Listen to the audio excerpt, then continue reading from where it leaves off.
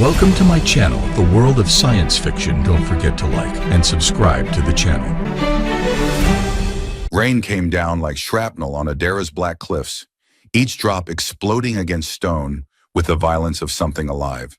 Alex Vale moved through fog thick enough to drown in, his boots slipping on moss that grew nowhere else in the known systems, bioluminescent, pulsing faint purple in the dark.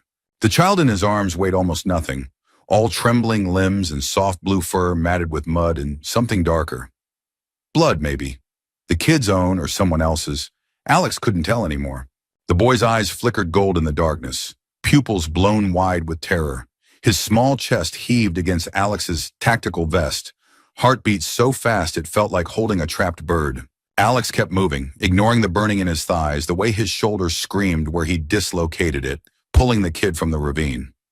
Retired or not, his body remembered what emergency extraction felt like, what desperation tasted like.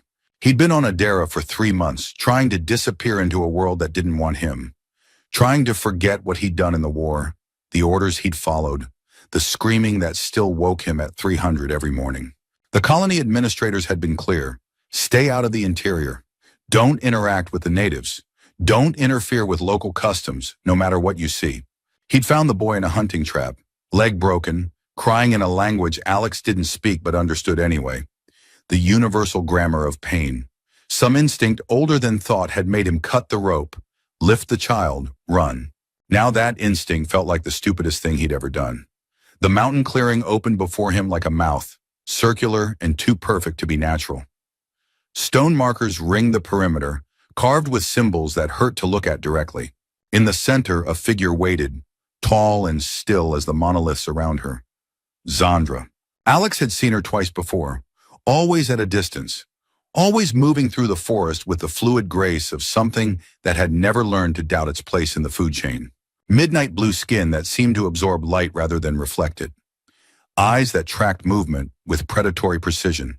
She wore leather and bone, nothing that didn't serve a purpose, and carried herself like violence was a language she spoke fluently. She was the boy's mother. He'd figured that out from the way the kid had gasped her name through broken sobs, from the genetic markers any idiot could spot. The same sharp cheekbones, the same gold-flecked eyes. When she saw the child in his arms, everything about her changed. Her pupils narrowed into vertical slits, predator sharp, and her entire body went rigid. Not with relief, with something else. Something that made Alex's combat instincts scream warnings his conscious mind couldn't parse yet. She rushed forward, movements too fast to track properly, and snatched the boy from his arms with enough force to make Alex stagger. Her breath came out like a growl, low and subsonic, rattling in her chest.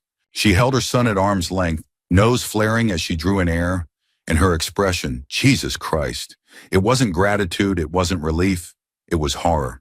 Your sense on him, idiot. Her voice came out rough, scraped raw, each word forced through clenched teeth. Now he smells like prey. The forest went silent, not gradually, not the natural settling of evening sounds. Every insect, every bird analog, every rustling thing in the undergrowth. All of it stopped at once, like someone had hit a mute button on the entire world. Then from somewhere in the fog-choked valleys below, a howl answered.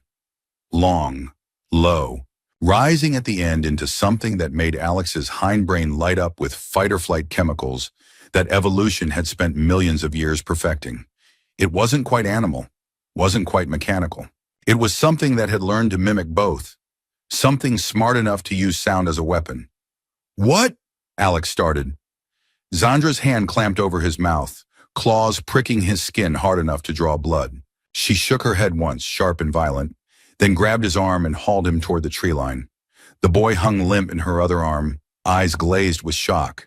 They moved fast through terrain that wanted to kill them, roots like tripwires, mud that sucked at boots, branches that hung low and wrong, positioned to catch throats.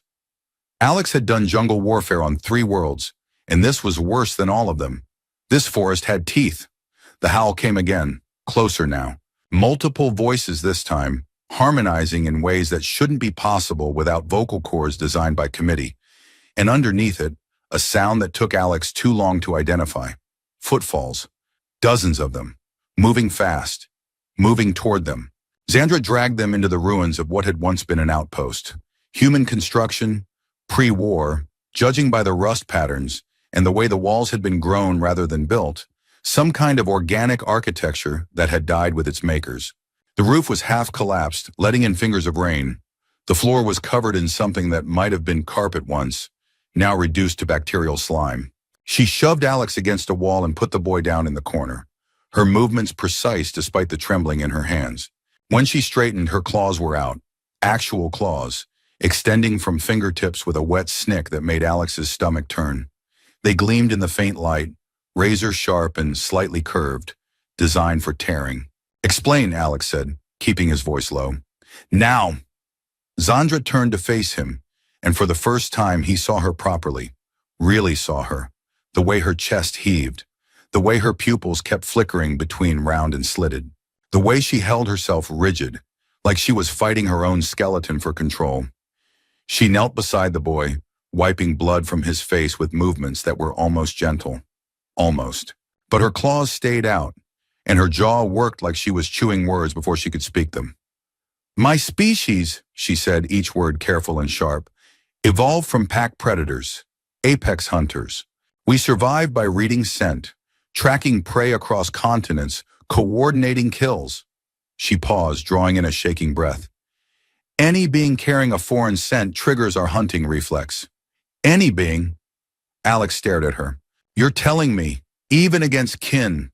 She looked up at him, and her eyes were wrong, too bright, too focused, like she was seeing through him to something more interesting behind, especially against kin. It's biological, chemical, the smell of fear mixed with alien markers. It rewrites recognition protocols in our brains. Prey is prey.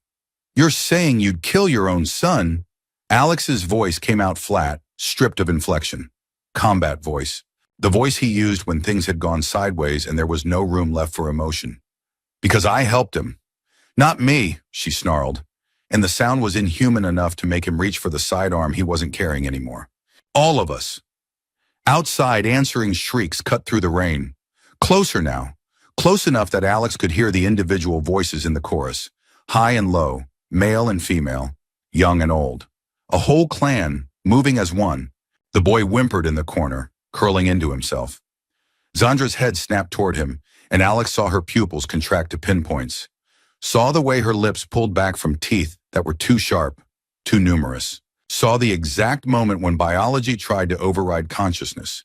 She lunged and slammed herself against the opposite wall instead, claws tearing furrows in the ancient material. Her breath came in ragged gasps, shoulders shaking with the effort of holding still. "You need to understand," she forced out. "I'm fighting it right now. Fighting the urge to tear his throat open because he smells wrong. Because you made him smell wrong," she laughed, bitter and broken. "My own child. The only thing in this shit world I'd die for. And all I can think about is how the blood would taste." A shadow moved past the shattered window. Too fast to see clearly, but enough to register the shape. Bipedal, tall, armed. One of them was already here. Alex grabbed a piece of rebar from the rubble and moved to the door, testing its weight. 15 pounds, maybe 20. Rust-eaten but solid enough to cave in a skull if he got the angle right. Not enough against what was coming, but better than nothing. Always better than nothing. "There's more than one way to do this," he said, keeping his eyes on the window. "We run. We find somewhere defensible. There's nowhere." Sandra's voice had dropped to something barely above a whisper, and that was somehow worse than the snarling. "They've caught the scent. They'll track us across the planet if they have to. That's what we do. That's what we are. Then we fight. You'll die. Probably." Alex shifted his grip on the rebar. "But I've done stupider shit for worse reasons." Sandra stared at him like he'd just proposed flying by flapping his arms. "Why?" "Because I found him in a trap and he was crying." Alex shrugged. "Because I'm tired of walking past people who need help. Because every time I close my eyes, I see all the times I followed orders instead of doing what was right. And I'm done with that. I'm done being the person who looks away." Something in her expression shifted. Not softening, nothing about Xandra would ever be soft, but recalibrating. Like she was running calculations in real time. and the variables had changed. "The door won't hold," she said. "I know. And if they get inside, I can't promise I'll stay in control." "I know that too." She nodded once, sharp and military, and Alex realized with a jolt that she'd been a soldier once, same as him. Different army, different world, but the same bone-deep understanding of how to function when everything had gone to hell. "Then we make this count," she said, and moved to the door beside him. Alex started dragging debris, chunks of wall, pieces of furniture, anything with mass, and piling it against the entrance. Zandra worked faster, her strength casual and terrifying, lifting things that should have required machinery. Within minutes, they'd built a barricade that might buy them seconds, maybe a full minute if they were lucky. The boy watched from his corner, gold eyes tracking every movement. He'd stopped whimpering, gone silent in that way children do when the situation exceeds their capacity to process fear. Shock, probably. Alex had seen it before, in refugee camps and bombed-out cities. The 1,000-yard stare translated across species lines. "What's his name?" Alex asked, because if he was going to die defending this kid, he at least wanted to know that much. Sandra hesitated then. "Kyle." "Kyle," Alex repeated, committing it to memory. He looked at the boy. "Hey, Kyle, we're going to be okay." The kid's eyes flickered to him, then away. Not believing. Smart kid. Thunder rolled across the mountains, or something that sounded like thunder but moved wrong. Too rhythmic, too synchronized. Footfalls. Lots of them. Coming from every direction at once. Zandra moved to the center of the room, putting herself between the doors and her son. Her whole body was trembling now, muscles locked in constant tension. Alex could see the effort it cost her to stay still, to not turn and attack the source of the wrong smell that was triggering every instinct evolution had given her. "How long can you hold out?" he asked. "I don't know." Her voice was ragged. "Hours maybe, maybe less. If the blood smell gets stronger." She cut herself off, jaw clenching. "You should go. Take him and run while I distract them." "Not happening." "I'm trying to save your life, you idiot." Noted and rejected. Alex checked his pockets. Field knife, half a protein bar, emergency beacon that wouldn't do shit out here. Not exactly an arsenal. "Got a better plan?" "Yes, you leave." "Already said no. Next plan." Zandra's laugh came out somewhere between humor and hysteria. "You're insane." "Yeah, well, retirement wasn't agreeing with me anyway." Outside, the sound stopped. Complete silence. More terrifying than any amount of noise. Alex's pulse hammered in his ears, counting seconds. Waiting for the attack that had to be coming. That was always coming. That was the only logical next step in. Something hit the roof, not hard enough to break through, just hard enough to announce its presence. Then another impact, then another, spread out across the entire structure. They were on top of them, all around them, surrounding the building completely. Kel made a small sound, not quite a whimper, more like the squeak a mouse makes when the shadow of a hawk passes overhead. Zandra's head snapped toward him, and Alex saw her take a step before she caught herself. Saw the way her claws flexed, saw her bite down on her own lip hard enough to draw blood, using pain to anchor consciousness. "Talk to me," Alex said, low and urgent. "Keep your mind engaged. What do they want?"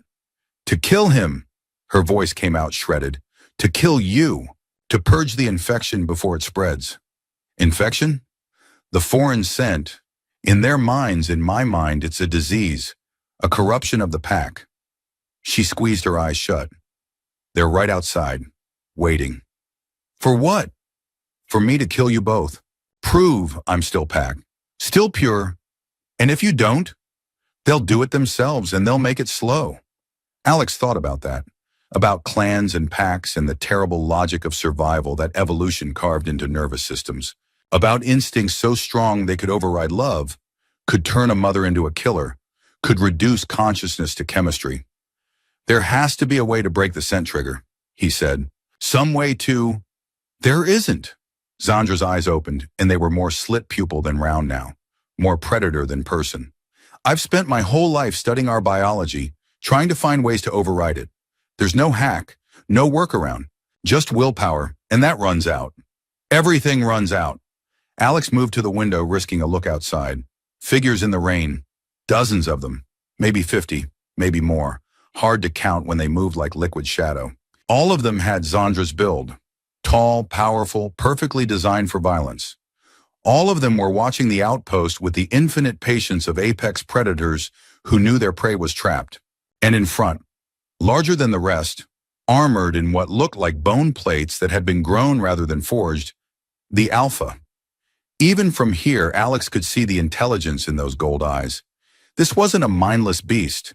This was a tactician, a leader, someone who understood that the real threat wasn't the prey itself, but what it represented, the beginning of a crack in the pack's cohesion.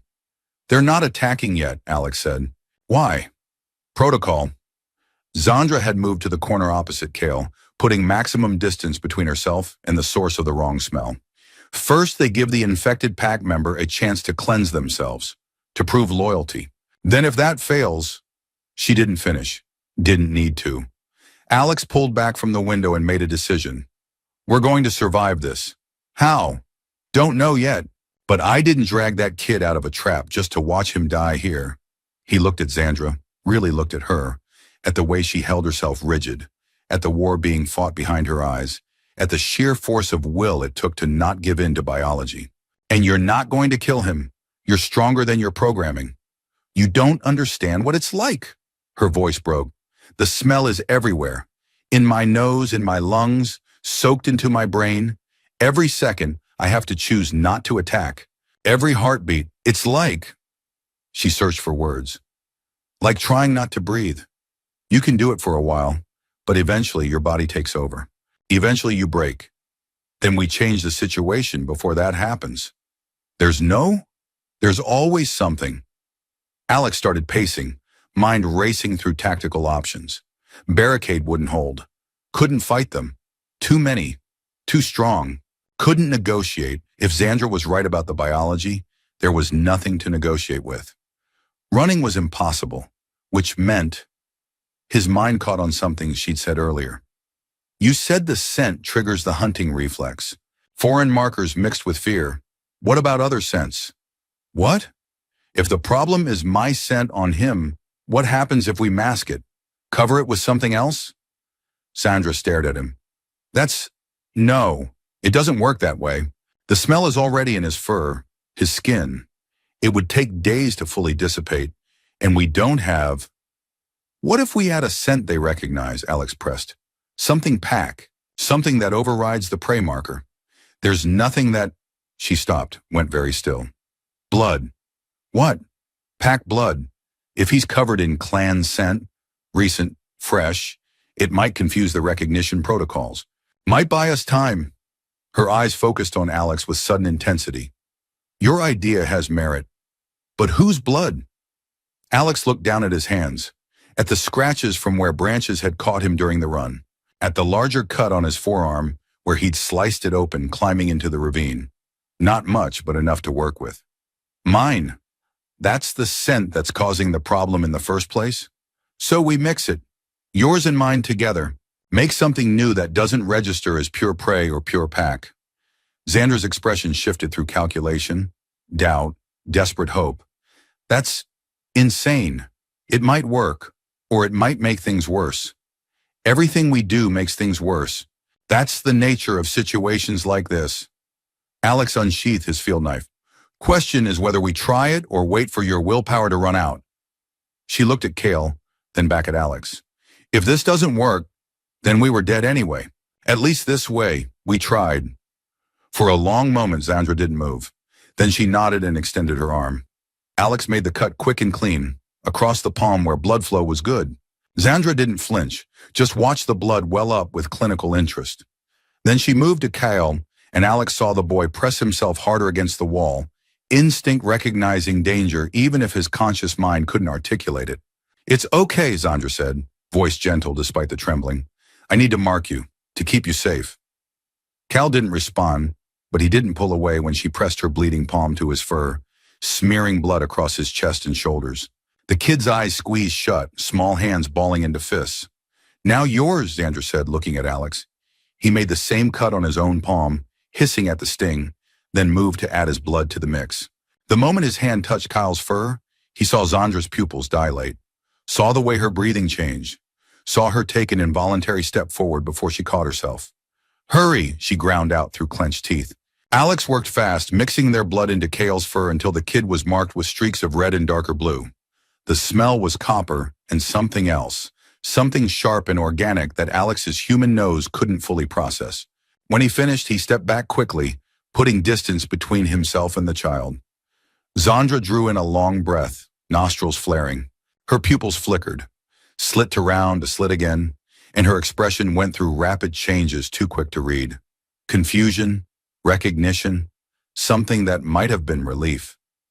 "It's different," she said slowly. "Not prey, not pack, something between. Better or worse? I don't know. The urge to attack is—" She paused, testing her own reactions. "Less. Not gone, but less immediate, like the signal's been scrambled." "Good enough." Alex moved back to the window. Outside, the clan hadn't moved. Still waiting. Still watching. "How long before they lose patience?" "Dawn, probably. Maybe sooner if—" A howl cut her off, this one coming from directly above them. Long and rising, a signal that rippled through the entire clan. Then movement. Shadows dropping from the roof, landing in crouches that shouldn't be possible without shattered knees. More coming around the sides. The entire pack converging at once. "That's our answer," Zandra said. She moved to the center of the room, claws out, every muscle tensed for violence. "They're done waiting." Alex gripped his rebar with both hands and took position beside her. "Kyle, stay in the corner. Don't move. Don't make a sound." The kid nodded, eyes wide and gold and terrified. The first one hit the barricade like a missile, sending debris flying. Alex got a glimpse of midnight blue skin, gold eyes, teeth designed to bite through bone. Then another impact. Then another.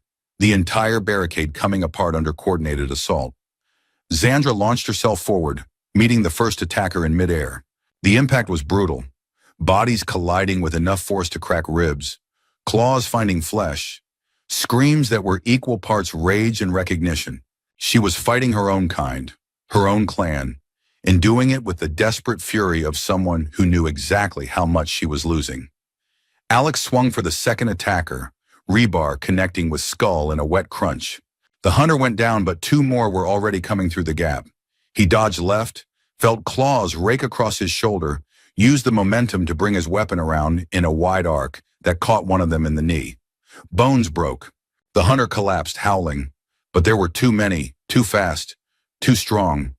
One of them got past his guard, slammed into him hard enough to knock the rebar from his hands.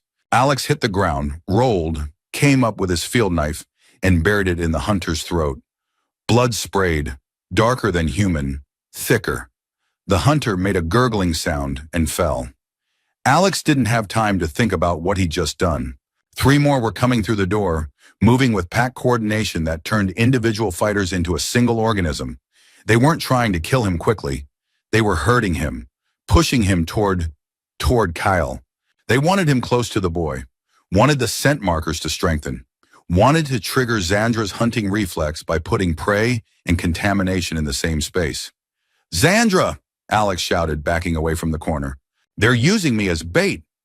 But Zandra was buried under two hunters, claws flashing, blood flying.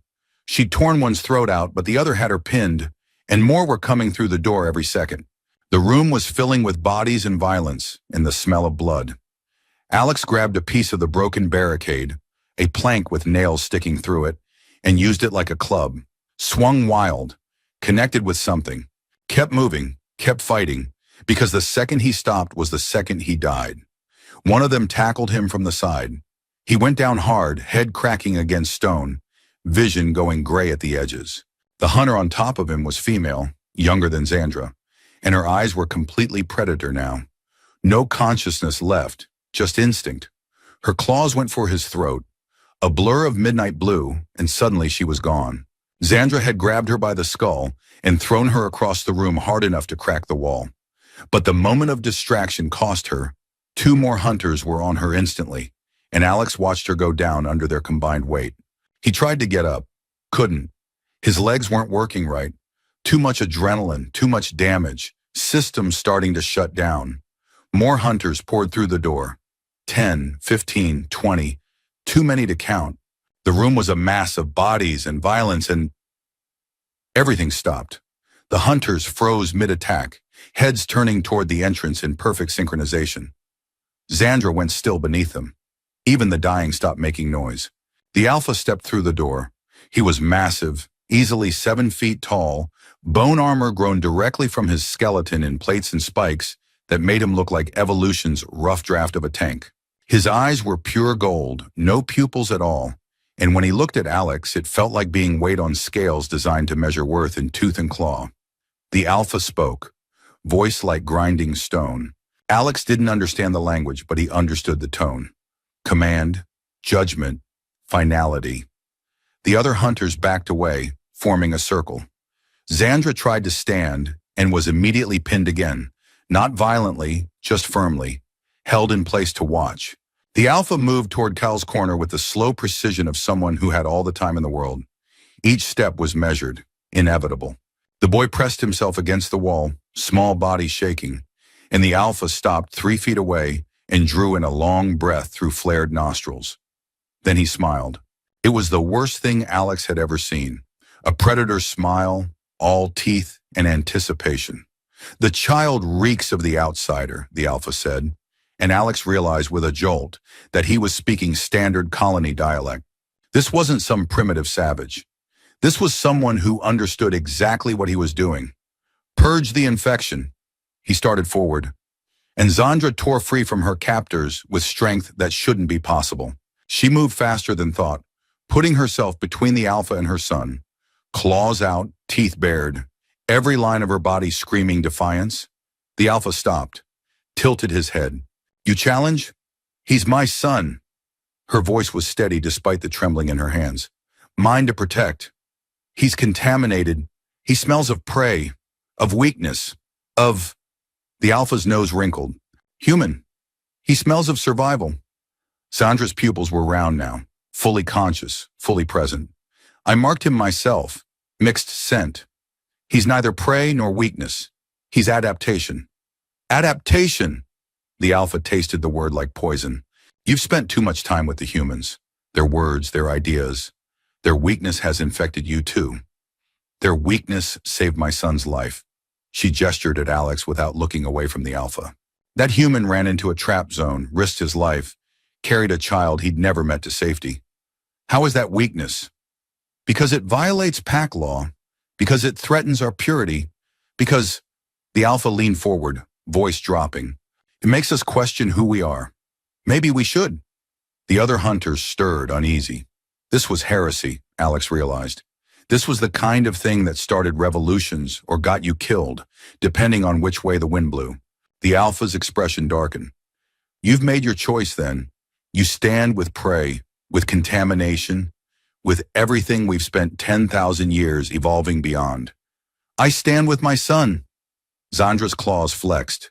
And if you want him, you go through me. So be it. The Alpha moved like lightning, closing the distance in a heartbeat. Xandra met him halfway, and when they collided, it was with the sound of apocalypse. Bone armor cracking, claws tearing, screams that were rage and pain and terrible recognition. They were equally matched, Alpha's size and armor against Xandra's speed and fury. But he was fresh, and she'd been fighting for minutes, burning through stamina and willpower, holding back instincts that wanted to betray her. Alex watched the Alpha's claws find her ribs, watched blood spray, watched Xandra stumble, and forced his body to move. He didn't think about it. Thinking was for people who had time, who had options, who weren't watching someone die for trying to protect their child. He just grabbed the burning torch that had fallen from a wall bracket during the fighting, hauled himself upright through sheer force of spite, and charged. The Alpha saw him coming and swatted him aside almost casually. Alex flew, hit a wall, felt something in his chest crack. The torch spun away, landing in a pile of old debris that immediately started smoldering. But the distraction was enough. Xandra used the opening to drive her claws into the Alpha's throat, just above the bone armor. Not deep enough to kill, the armor extended too far, but deep enough to make him choke, to make him stagger. She pressed her advantage, attacking with everything left, trading blows that would have killed lesser fighters. The other hunters watched in silence, bound by some protocol Alex didn't understand. One-on-one challenge, sacred combat, whatever it was, it meant they'd fight this clean, or mostly clean. The Alpha grabbed Xandra by the throat and lifted her off the ground. His claws dug in, drawing blood that ran down his arm. "You've forgotten what we are," he growled. "Forgotten that mercy is death, that compassion is weakness, that the pack survives by being pure. The pack survives by adapting," Xandra choked out, "by changing, by—" He slammed her against the wall hard enough to crack stone. Once, twice. Her struggles weakened. Alex tried to stand. Failed. His body was done. Systems shutting down, running on fumes and stubbornness. But he could still move his arm, could still reach for the torch, still burning, still usable. He grabbed it and threw with everything left in his shoulder. The angle was bad, the trajectory worse. But sometimes physics has mercy for the desperate. The torch arced through the air, spinning, and caught the Alpha directly in the face. Fire and flesh made acquaintance. The Alpha screamed, dropping Xandra, clawing at his face. The smell of burned hair and skin filled the room. Xandra hit the ground, gasping. The Alpha was between her and Kale, still dangerous despite the burns, turning toward her with rage in his eyes. She tried to stand. Couldn't. Too much damage. Too much blood loss. The Alpha advanced, raising clawed hands for the killing blow. Alex watched it happening in slow motion. Watched Xandra reach for her son with one trembling hand. Watched Kale's face as he understood he was about to lose his mother. Watched the Alpha's claws begin their descent. Something inside Alex snapped. Not broke. Snapped into place. Some gear that had been stripped during the war. Some part of himself he'd thought dead, suddenly catching and engaging. He didn't decide to move. He just moved. Launched himself forward despite the broken ribs, despite the blood loss, despite every rational reason to stay down. He hit the Alpha low, shoulder to midsection, using techniques from a lifetime ago when he trained for combat that was personal and brutal. They went down together, rolling, and Alex got his hands around a piece of broken metal and swung it into the Alpha's head. The blow stunned. Didn't stop. The Alpha backhanded him, and Alex felt teeth come loose. But he held on, kept fighting, because if he let go now, they were dead. All of them. The Alpha got on top of him, claws finding his chest. Pain like fire, like acid, like every bad thing distilled into sensation. Alex screamed, and Xandra rose, bleeding, broken, moving on nothing but will and fury. She grabbed the Alpha from behind, wrapped her arms around his throat, and pulled. Pulled with every muscle, every fiber, putting her entire body into the leverage. The Alpha thrashed, trying to throw her off. His claws dug deeper into Alex's chest, and the world started going gray. Alex tried to hold on, to keep the Alpha's attention divided, but his hands were slipping. Everything was slipping. Then Xandra bit down. Not on the throat, the armor protected that. On the Alpha's forearm where the bone plates didn't reach. Her teeth sank deep, tearing through muscle, severing tendons. The Alpha's roar changed pitch, became something closer to a wail, but he didn't let go. Instead, he rolled, taking all three of them with him, smashing Xandra against the floor with his armored back. Alex heard something crack, heard her gasp, but her jaws stayed locked on the Alpha's arm. The other hunters stirred, uncertain. This wasn't clean combat anymore. This was desperation and chaos, and three fighters who'd all gone past the point where survival instincts should have shut them down. The Alpha finally tore his arm free, leaving chunks of flesh in Xandra's mouth. He staggered upright, breathing hard, blood pouring from a dozen wounds. But he was still standing, still dangerous. Still, a small figure darted from the corner. Kyle. The boy moved faster than Alex would have thought possible, grabbing a piece of sharp metal from the debris. He didn't hesitate, didn't slow down, just ran straight at the Alpha and drove the makeshift blade into the gap where bone armor met leg. The Alpha screamed, not in pain, in surprise, in outrage that prey had dared to fight back. He reached for the boy, and Xandra was there, moving on shredded muscles and broken bones, putting herself between the Alpha and her son one more time. She didn't have weapons left, didn't have strength, but she had her body and she used it like a shield, taking the Alpha's claws in her stomach, her chest, anywhere that wasn't Kale. Blood sprayed. Too much blood. The kind of blood loss that meant minutes, not hours.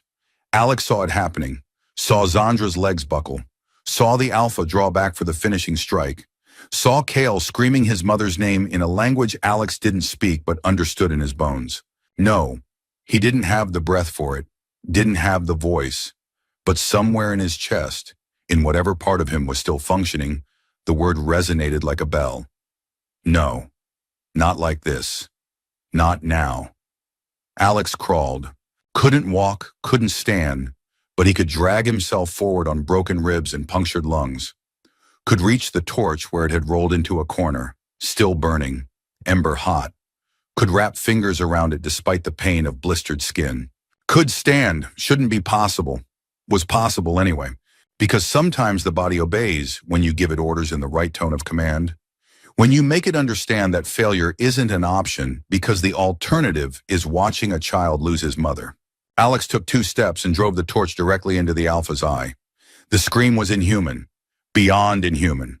The Alpha spun, clawing at his face, at the flame eating into his orbital socket, and his tail, Jesus, he had a tail, thick and armored, caught Alex across the midsection and sent him flying again.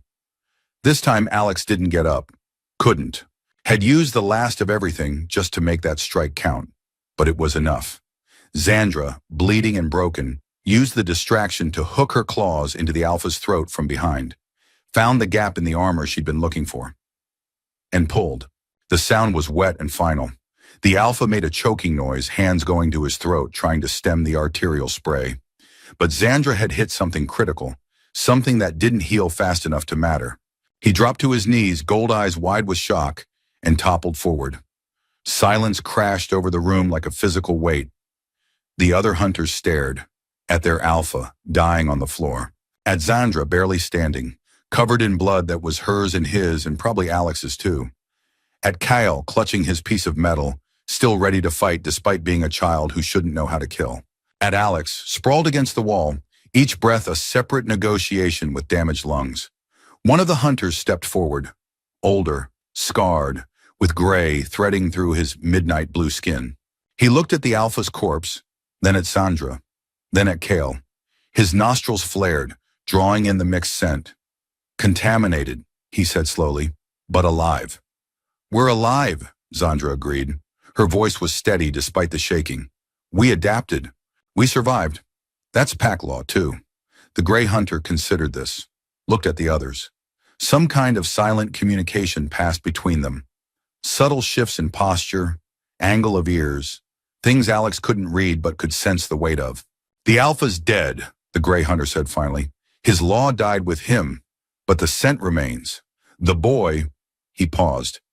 The boy is no longer pure pack. No, Zandra said. He's something new. New is dangerous.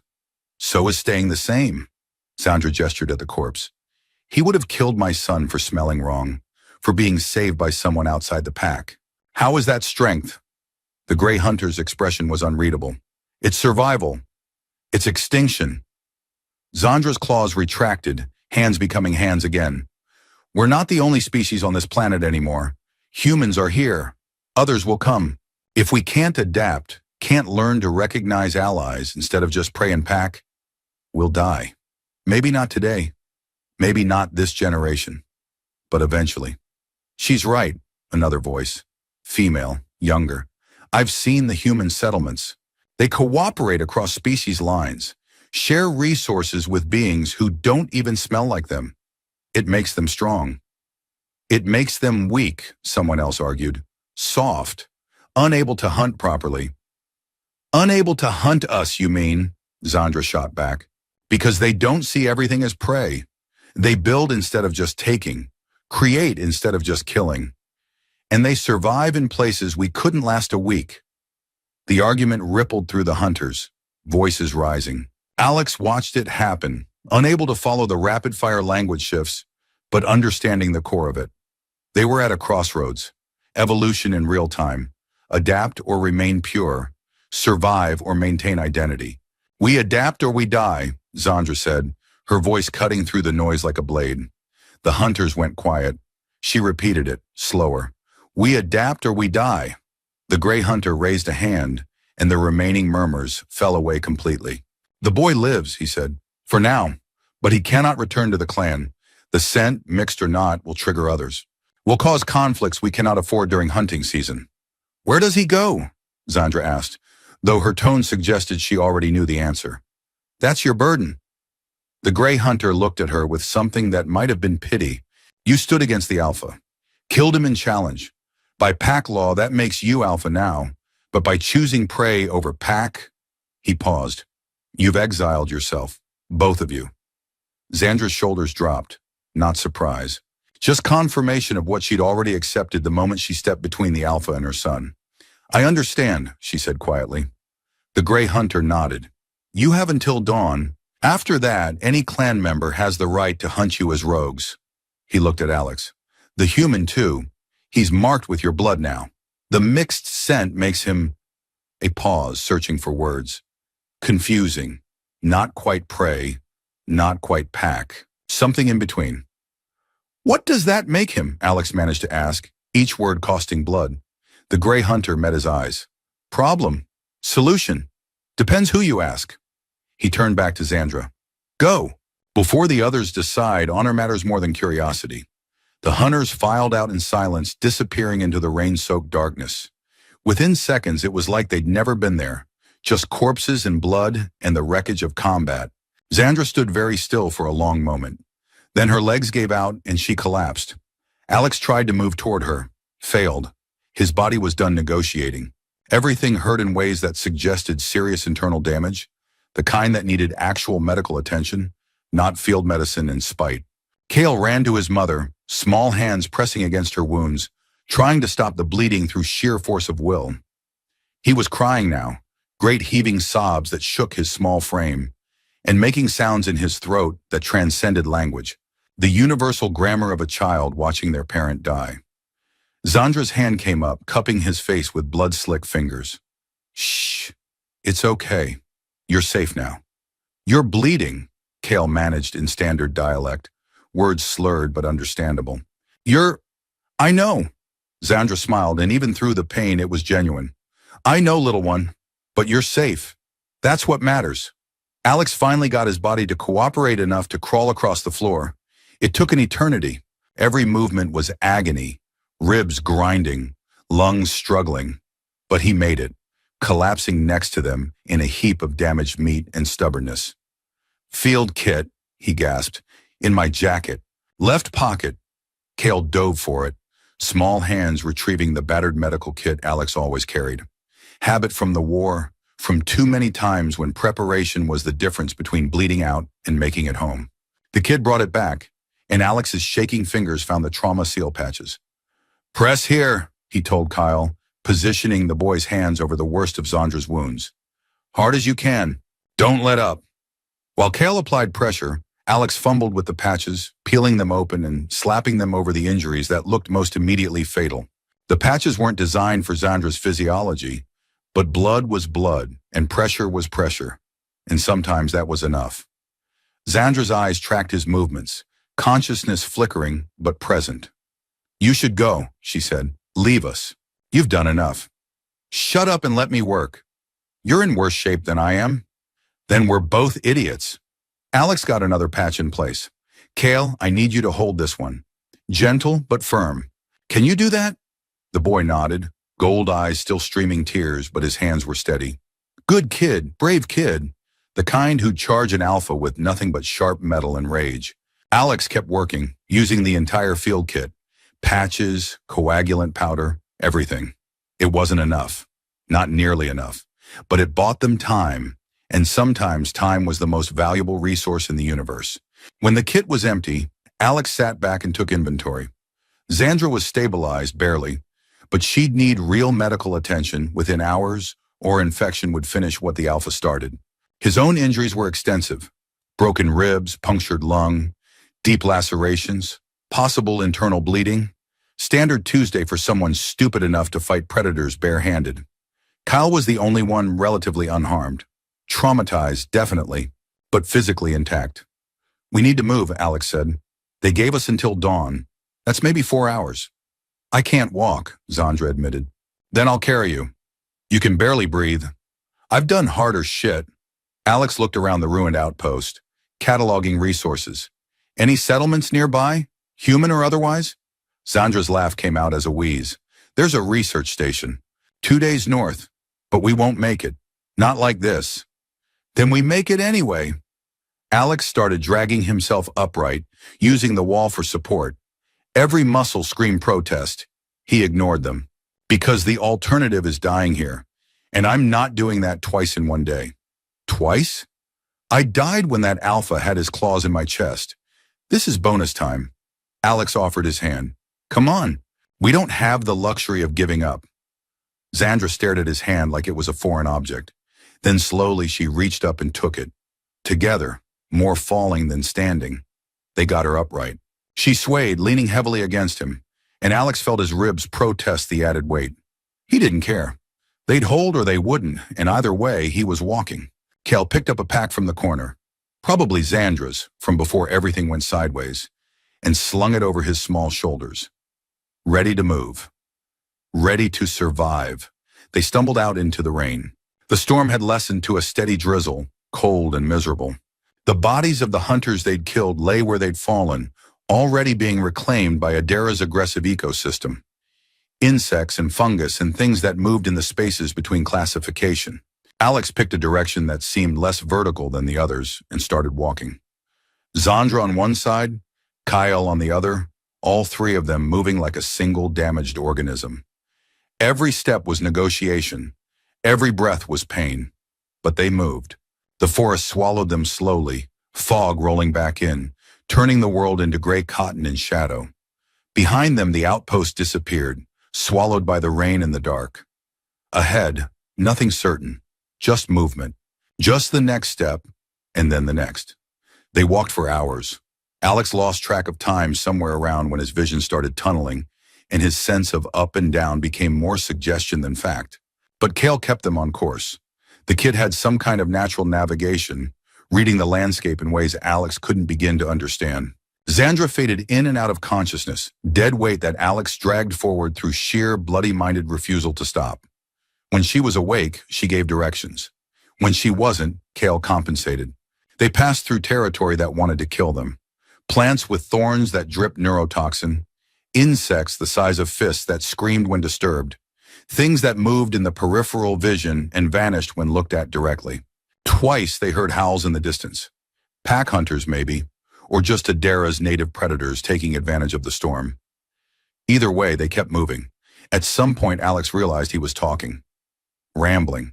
Words spilling out in a constant stream, because if he stopped talking, he'd stop moving. And if he stopped moving, he'd die. Used to know this guy, Torres, crazy bastard, took a plasma round to the liver and walked 15 clicks to extraction. Medics couldn't believe it. Asked him how he stayed conscious, and you know what he said?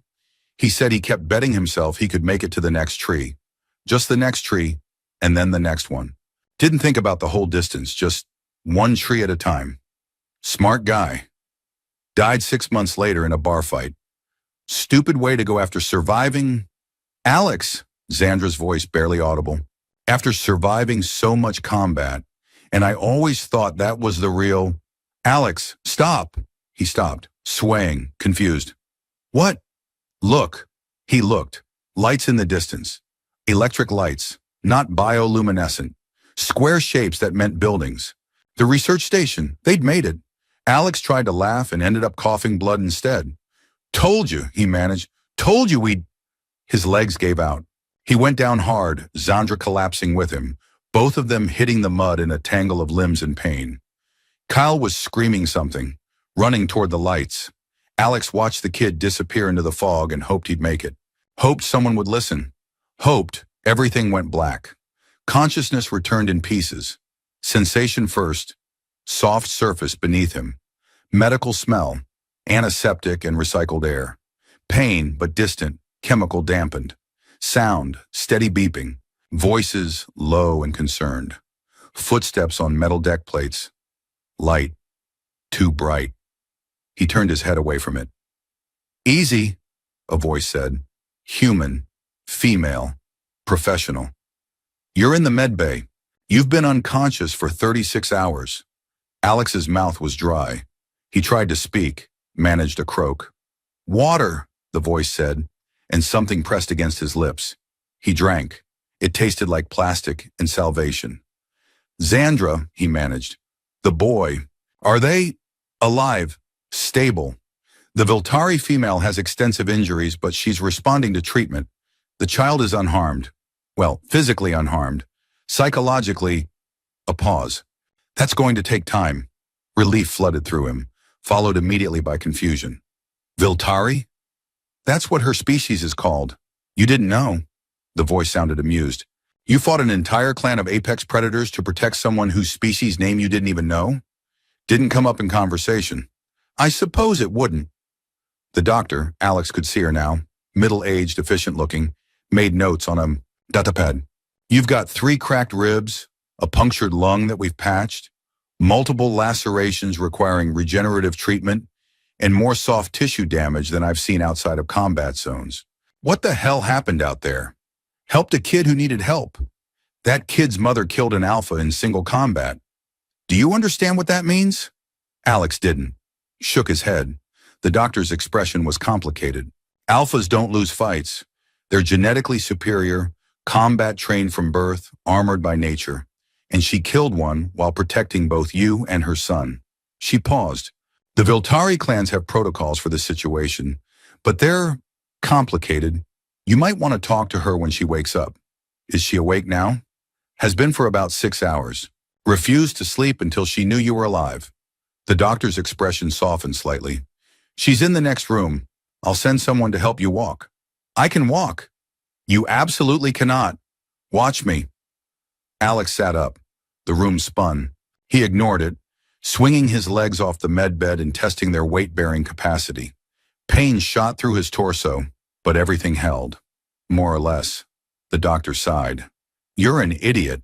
Yeah. Add it to the list. She helped him anyway, supporting his weight as they shuffled to the next room. Through the door. Into a space that looked identical to his. White walls, medical equipment. The universal aesthetic of facilities designed for function over comfort.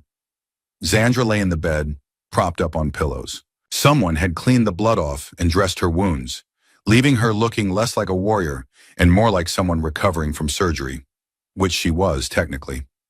Cal sat in a chair beside her, holding her hand. When he saw Alex, the boy's face lit up.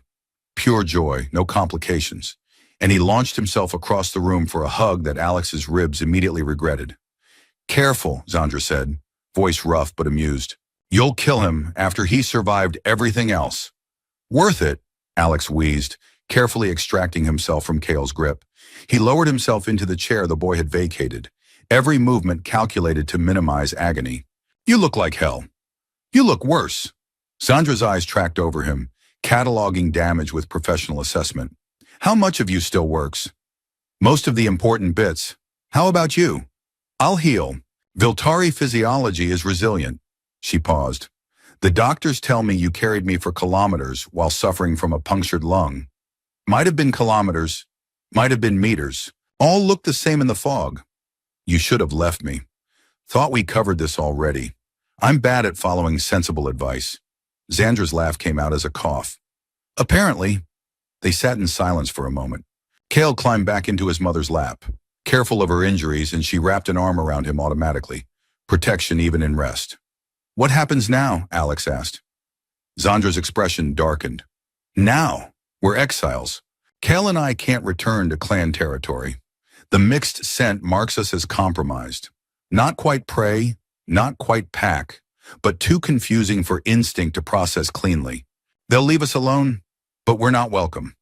So you start over. Start over, she repeated, testing the words. Yes, I suppose that's what it's called. She looked at him. What about you? You're marked with my blood, covered in my scent. When you go back to human settlements, they'll smell it. Won't understand it, but they'll know you've been, she searched for words, intimate with the Viltari. Alex shrugged. Let them know. I'm not ashamed of what happened. You should be. You nearly died. Did die briefly, according to the medics. Your heart stopped twice during treatment. And yet, Alex spread his hands, Still here, still breathing. Bonus time, like I said. Zandra studied him for a long moment, gold eyes unreadable. Then, why did you do it? Really, you could have walked away after delivering Kale to me, could have run when the clan arrived, could have let me handle the Alpha alone. But you stayed. You fought. You nearly bled out on my account. She leaned forward slightly. Why? Alex thought about it, about all the times he'd followed orders instead of conscience, about the faces that haunted him at 0300, about retirement that felt more like dying by inches than living at all. Because I was tired of walking past people who needed help, he said finally. Because every time I close my eyes, I see all the times I chose wrong. And I'm done with that. Done being the person who looks away. He met her eyes. You asked me that in the outpost, remember? Right before everything went to hell. I remember. Well, same answer now as then. Except, he paused, except now I've got proof it was the right call. You're alive. Cal's alive. I'm alive. That's about as close to a happy ending as situations like that get. This isn't an ending, Zandra said quietly. It's a complication. What do you mean? She looked at her arm, at the bandages covering where she'd bled during the fight. I bit you during the battle, mixed my blood with yours intentionally, fed on you in front of the pack. I remember, you said it was to confuse the scent, to make them hesitate. That's part of it. Zandra's expression was complicated, embarrassment mixed with something else. But in Viltari culture, feeding from another being, especially during combat, especially in defense of young, she struggled. It's a bonding ritual, a claim. It tells the pack that you're mine, under my protection, part of my, she stopped. Part of your what? My mate circle, Zandra finished, voice barely audible. The silence that followed was deafening. Alex processed that. Mate circle, which presumably meant, you're saying we're married? Not exactly. It's more complicated than, yes, essentially. By Viltari law, I claimed you, publicly, in front of witnesses. The pack saw it, accepted it. That's why they let us go. Exiles, yes, but bonded exiles, a unit, a new pack of 3. Alex looked at Kale. The kid was watching him with those gold eyes, expression unreadable. Probably didn't understand half of what was being said, but kids always understood the important parts. The emotional weight, if not the specific words. So what you're saying, Alex said slowly, is that in addition to nearly dying, getting exiled from your clan, and permanently altering my scent profile, I also accidentally got married. Yes. To someone I've known for less than a day. Yes. Who tried to kill me. Briefly. I was fighting instinct, not yes. Briefly. Zandra's expression was defensive. If you want to dispute it, there are protocols. It would require, I'm not disputing it.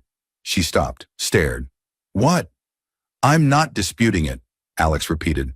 Honestly, it's the sanest thing that's happened in the last 24 hours.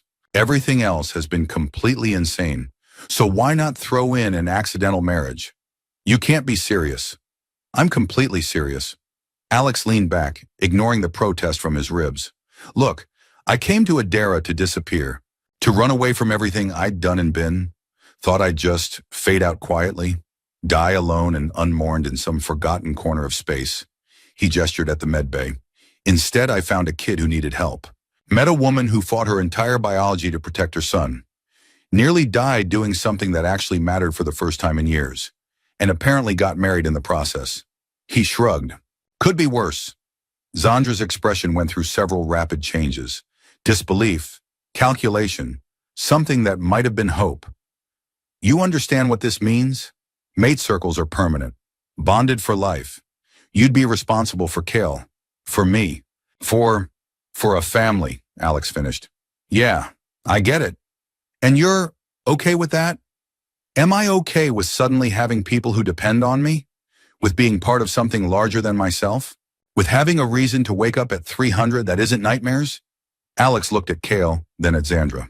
Yeah, I think I am. Zandra's eyes were bright. Not tears. Viltari didn't cry, apparently. But something close. You're insane. So I've been told. Kyle, who'd been listening quietly, suddenly climbed into Alex's lap, careful of the injuries but determined.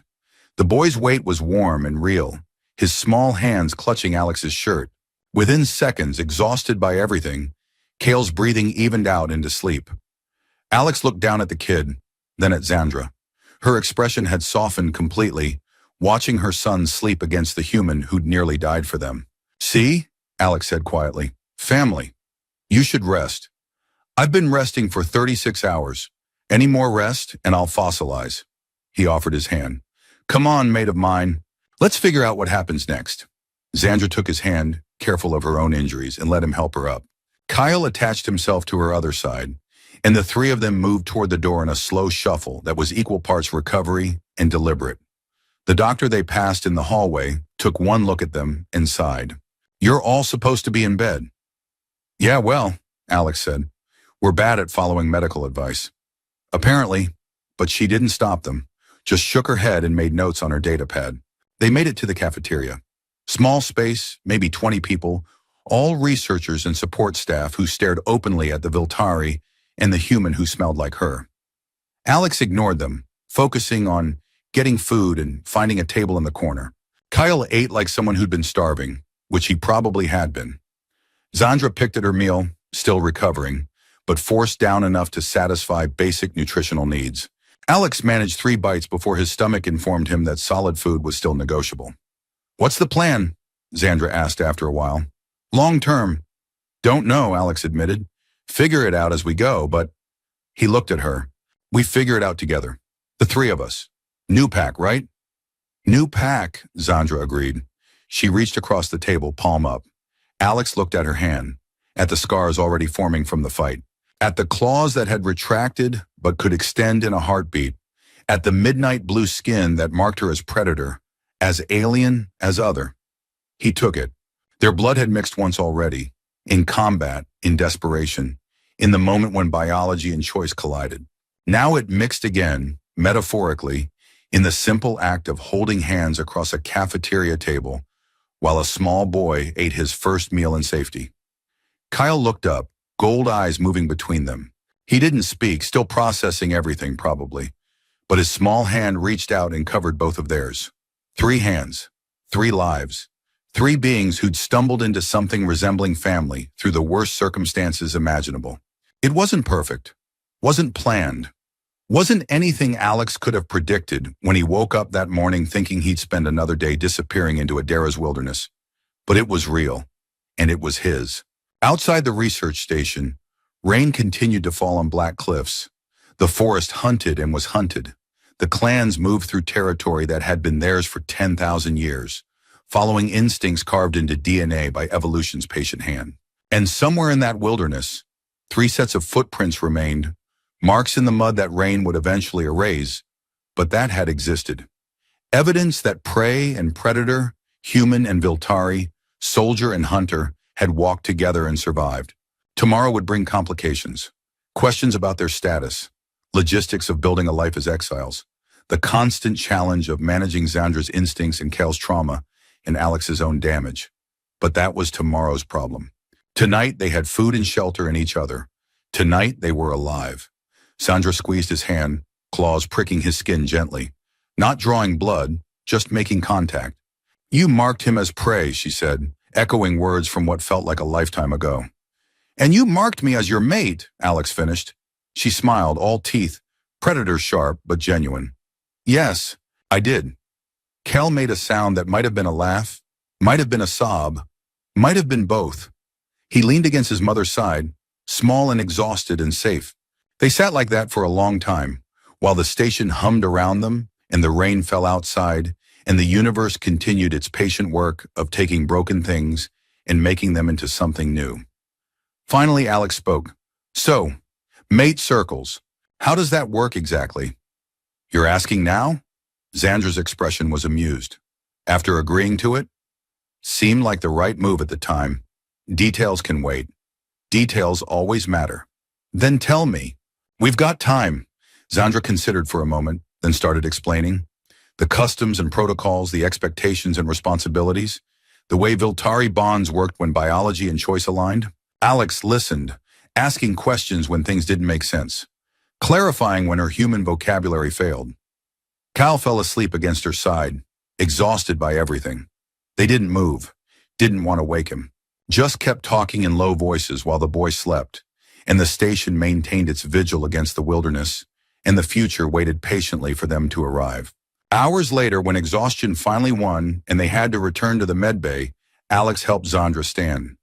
Kyle woke enough to walk, stumbling and sleepy, held between them like the bridge he'd become. They made it back to their rooms. Separate beds technically, but Kyle refused to leave his mother's side and Zandra refused to let him go, so they ended up in a pile, the boy in the middle, Zandra on one side, Alex on the other. The medbay staff didn't comment. Maybe they understood. Maybe they just didn't care. Either way, they let it happen. Alex lay there staring at the ceiling, listening to Kyle's steady breathing and Zandra's slower rhythm. His ribs hurt. His lung ached.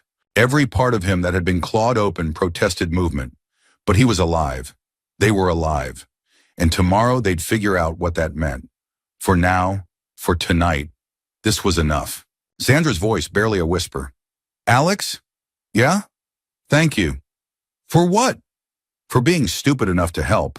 For being stubborn enough to stay. For being... She paused. For being you. Alex thought about that. About all the ways his choices had led here, to this moment, to this strange family formed in violence and blood and desperate hope. You're welcome, he said. Silence. Then, I mean it. I know this isn't normal, isn't what you planned. But it's better, Alex interrupted. Whatever I planned, this is better. He felt rather than saw her smile in the darkness. Minutes passed. Sleep pulled at him, chemical-aided and irresistible. But before it took him completely, he spoke one more time. Hey, Zandra? What does it mean, what you said at the end? In your language. A pause, then, pray no longer. Alex smiled. Yeah, that sounds about right. Through the window, the first true light of dawn broke across Adara's black cliffs, gold and fierce, cutting through the last of the fog. The light touched Zandra's face first, illuminating the midnight blue skin, the sharp lines of her features, the gold flecks in her eyes that caught and held the sunrise. Then it found Alex, warming skin that had been cold for too long, and finally Kale between them, safe and sleeping. 3 faces in the light, 3 survivors, 3 beings who were no longer what they'd been. Alex closed his eyes and let sleep take him, knowing that morning would bring challenges and complications and 100 things that needed solving. But tonight, they were alive. Tonight, they were together. Tonight, they were no longer prey. And that was enough.